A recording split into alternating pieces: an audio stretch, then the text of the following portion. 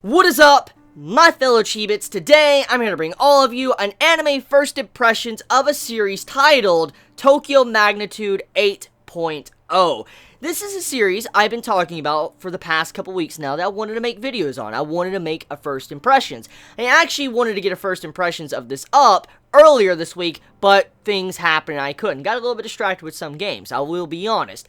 But here I am. Now, I just finished watching the first 3 episodes of Tokyo Magnitude. And so, I'm just letting you know, this video is going to contain content from episode 1, 2, and 3. So, that's what this video is. My first impressions will be on episode 1 through 3. And so, if you don't want to be spoiled, I don't recommend watching this video because, like I said, I don't want to spoil you. But, I'm here to give you a first impressions of how I feel about the series so far.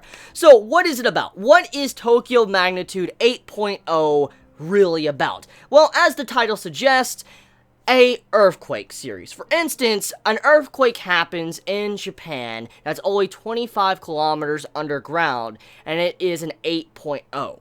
Now, if you know anything, which I don't know much about earthquakes, but if you know anything about earthquakes, like anything, you know earthquakes can be quite deadly. For instance, very, very powerful. They have shockwaves, aftershocks, you have it to where it can cause tsunamis, a lot of deaths. I mean, there's just quite a bit of things that can happen thanks to an earthquake. And being an 8.0 earthquake hitting 25 kilometers under the surface and hitting smack dab right in the middle kind of Japan and hurting Japan, like cracking it, you know that's a powerful earthquake. And so this series is kind of like showcasing what would happen if an earthquake this powerful was to hit Japan. It even states, when I put in my BD of Tokyo Magnitude, it even states right when the episode starts, or any episode starts, it says viewer discretion is advised. The events that take place in this series is actually some things that have been studied, and many people have researched what could happen if an earthquake was to hit like this, but the things that happen could be different. For instance, some of the things that happen in real life could be different from this,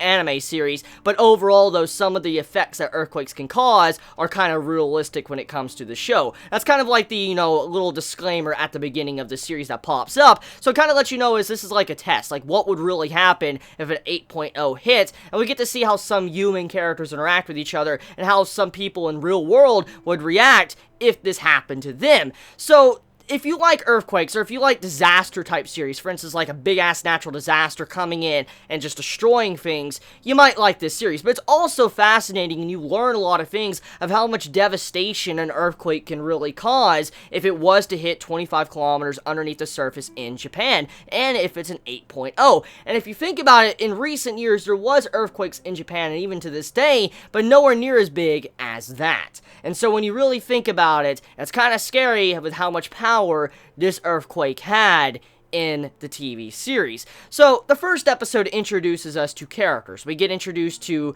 Yuki, we get introduced to Mirai, and we also get introduced to Mari. Now, these are the 3 central cast members of the anime series. Now, Yuki is the young little brother, Mirai, which is the older sister, and then you have Mari, which is kind of like that fit-in for the parental, adultish character, which you really get to meet her in episode 2. I mean, you see her throughout episode 1, but you really get to meet her in episode 2 and episode 3. So, the first episode's more of character introduction. The beginning of the episode starts off with how the world is already crumbled, how the earthquake has already happened, and you see it to where Mirai is looking out and saying that, like, the world was destroyed. And then the episode goes back to, like, present day, and you see how everything's carrying on. You see this just, nice slice-of-life character interaction between the characters, this family. And overall, when it came to my first impressions of the episode, like the first episode and the introductions, many are probably going to look at Mirai and think that she's probably a bitchy type character, a character that's a little bit of a brat, because she's at a young age, and the way she overall reacts to her family or acts towards Yuki,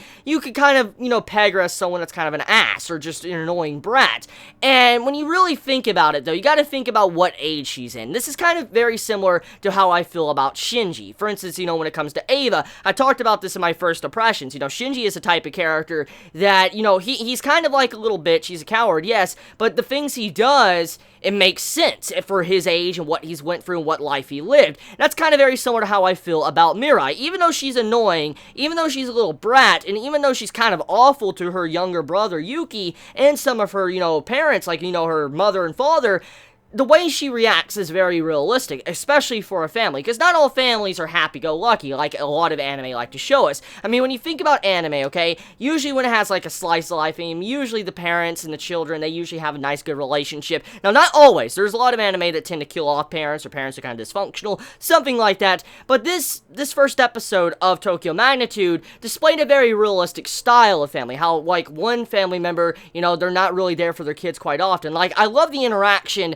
with the father and mother, especially when we get to see these two characters introduced, which I want to talk about that right now. So the father, he comes home rather late. You have the two kids, they arrive home and all that, and then they have to wait around for a little bit until their father finally arrives. Their father comes in, he's like, I'm home and all that. You know, the kids are like, oh, you're home, Dad, and all that. And then as soon as he does, like, okay, I want to take a shower. Like, is your mother in? And then they're like, no. So he goes off to take a shower. Time passes, and eventually he sits down. He's just, you know, looking at newspaper, drinking a cup of coffee, and while his kids play games, and they're just sitting around. And eventually the mother comes in through the door, and as soon as she comes in through the door, he's like, oh, you didn't have dinner ready and all that. And like, this interaction between the mother and father was just kind of, it was annoying as fuck because it's realistic and this happens. I'm like, you fucking asshole. Because the father, the way he was reacting to the wife, because she also has a job, and when she came home after the father, he's like, you didn't have dinner ready and all that, and then, you know, she's, you know, getting upset, and you see she wants to snap at him, but I'm thinking in my mind, like, you ass, you're asking her to make dinner when she got off a hard day's work, and you're just sitting there chilling, drinking a cup of fucking coffee, took a shower, and then freaking sitting down reading a newspaper. I'm like, yo, this is messed up. Your wife just got home, and you're forcing all this stuff on her. You're not even letting her get a cup of coffee or a drink or whatever just to relax. No. Oh, where's dinner at, honey? You gonna get right now? I'm like, bruh. So the father, the way the father was portrayed, and also how the mother was portrayed, like the family, very realistic, because honestly, I've seen stuff like this before, and so I'm like, damn, Tokyo Magnitude trying to make a really realistic family, especially with the interactions, because I know when it comes to anime, a lot of anime like to show how parents are not usually there for their kids. There's a lot of anime I could think when it comes to that. Usually the parents are never home and the children have to take care of themselves. But it wasn't kind of like that in the first episode. You had to where the father and mother, they were kind of there. It's just the way they interacted with each other, it was like a true traditional family setting. But also, you could see that there's some form of friction between the parents. They don't care enough as much as they used to anymore, and the children are starting to see this. For instance, Mirai and Yuki, and Mirai snaps at her father because of what is going on, and eventually one thing leads to another, and the next morning, Yuki, he wants to spend time with his family, and so does Mirai. They all want to spend time with their family, and eventually Mirai finds out that their family isn't going to go on any vacation, have anything planned, they're just going to have a very dull and boring summer vacation, and Mirai want to spend time with the family, but she realizes now that they can't. Yuki tries to do something for his sister that he really cares about, and decides to go to a bridge, which they were at a long time ago when they were younger, and they spent together as a family. And overall, the interactions from Mirai, she is constantly asking herself throughout the episode, what do I want to do? What type of future do I want to live? Even though my name is Mirai, for instance, meaning future, I don't really know what type of future I want. She's constantly asking herself throughout the episode. And it leads to where you see that she doesn't know. She's at that point in her life where she wants to choose a path, but she doesn't know what path she wants to choose. And then you have it to where Yuki, he notices that there's something going on with his sister, and he wants to help her. He wants to cheer her up in any way. So eventually, they decide to go on a little trip the next day, which they go to a robot exhibit. Now, at first glance, if you look at this from the outsider's perspective, it seems like the brother's trying to be selfish and he wants to go to a robot exhibit just for his own personal enjoyment, and he doesn't give a shit about his sister. But in reality, he does care about his sister, and he didn't really go for the robot exhibit. That was kind of like an excuse to kind of get there in the first place, because he actually wanted to go to the bridge and just see the bridge with his sister once again, because that's what they did when they were younger. And so, even though Yuki, he got a little bit of entertainment, he wanted the robot exhibit, the reason for going there was a selfless desire that he wanted for his sister. So it was a very nice thing, showcasing his character and how much you can respect him. Now, after that, once all this is said and done, all the fun is thrown off the table. The earthquake hits while they're at this exhibit.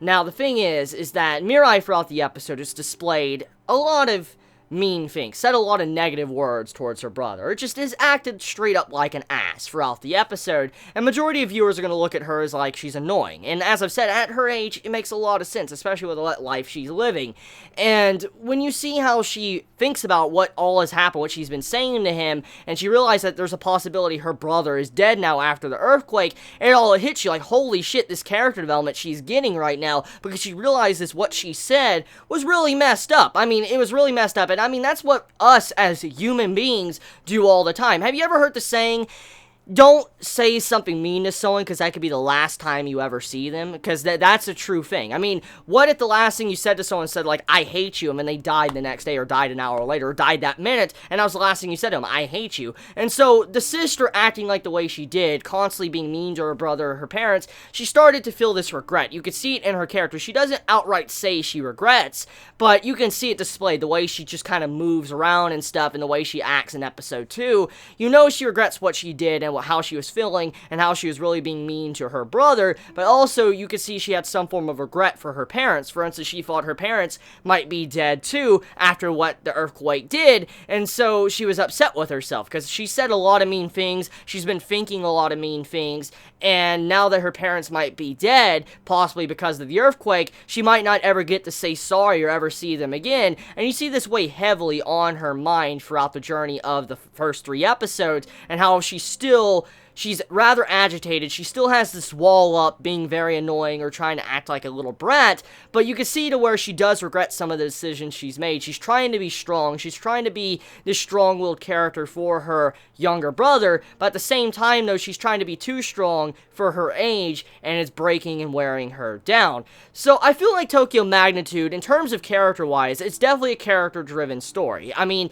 the presentation and the actual pillars of the series, for instance, being about an earthquake, is a great plus to the series, but it's more of a character-driven story of characters trying to learn to reconnect, and also realize that when the going gets tough, all you might have is your family, maybe even a stranger, if, I guess the world shines upon you, which that is the next topic I want to discuss right in this video. So Marty, the girl that is kind of the adultish character that's hanging out with our 2 children, Marty, she is a mother, and she's been separated from her children as well. She no longer is there next to her children because she was just off doing her own thing with her job, and so when the earthquake hit, she got separated from her family, and eventually, things go to one point to the other to where she wants to help out these 2 kids to bring them back home because there's no adult figure around them. For instance, their parents are not around, and so Marty takes it upon herself to bring these kids back to their home and their parents, or at the very least see if their parents are okay.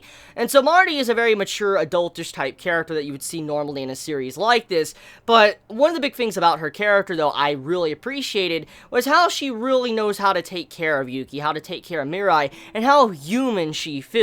Because one of the big things that Tokyo Magnitude has done a very good job with so far from these first 3 episodes is showcasing how humans really would react if a natural disaster happened. For one, there'll be those humans that will be very kind and care about others, want to help others out, get them out of danger, pull them out of rubble, get them out of a collapsing, burning building. You see these type of things. You'll see people act like this. But then you have these others that care just about themselves. They literally don't give a shit about anyone else but themselves. And you'll see it throughout the episodes to where there's this one character where there's this boat coming in and only the weak can get on the boat. The injured, the weak, or children and parents could get on the boat. You see where this one man decides to try to jump onto the boat, even though it wasn't a boat meant for him. He tries to jump onto a boat and he hits it and he falls off into the water. It shows you how many people can get rather desperate, how they don't think right, or how many people think very much for themselves. They don't give a shit what others think, especially with how food rations are done. We see how display of food is done,